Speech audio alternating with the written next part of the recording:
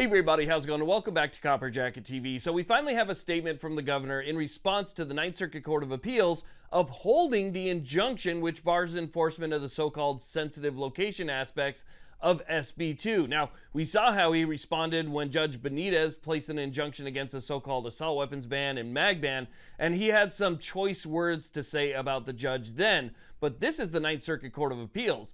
They're kind of like buddy-buddy, right? I mean, they've kind of worked in tandem to uphold everything that the governor has wanted. So what's his reply to them? Well, I can tell you this, he's big mad once again. So let's talk about his reply.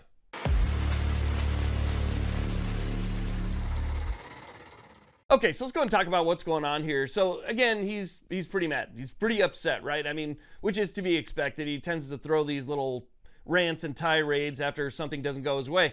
But there is kind of a trend developing here. There's one specific word that has been used to describe judges. These are either district court judges or appellate court judges. Whatever judge disagrees with California's law and calls it unconstitutional, this is the label they get.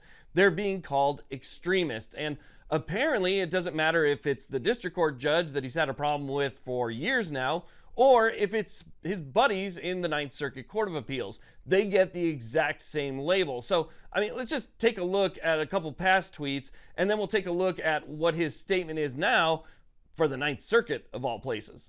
I mean, if we just go back to the mag ban here, it says breaking California's high capacity magazine ban was just struck down by Judge Benitez, an extremist right-wing zealot with no regard for human life. Wake up, America. Now you might remember this one too. Today, a right-wing NRA puppet, Judge Roger Benitez, tried to strip away California's 3-decade-old so-called assault weapons ban. Until then, extremist judges will continue to tear down the will of the American people. Now, just to show some contrast, here's his statement when the Ninth Circuit Motions Panel placed a stay on that injunction barring enforcement of these sensitive locations, where it says, this ruling, quote, this ruling will allow California's common sense gun laws to remain in place while we appeal the district court's dangerous ruling. Californians overwhelmingly support efforts to ensure that hospitals, libraries, playgrounds remain safe, as if public opinion has anything to do with the Constitution whatsoever. Public opinion doesn't matter unless the Constitution is changed. Then it would matter. But as it stands right now, it doesn't matter if everybody in California is 100% on board with passing the law. It would still be unconstitutional. But hey, that was his response when things worked out for him, right? Now on to the injunction being upheld by the merits panel. So it says here, extremist judges have overturned California's gun law and are insisting that guns be allowed at playgrounds, libraries, and hospitals. Seriously?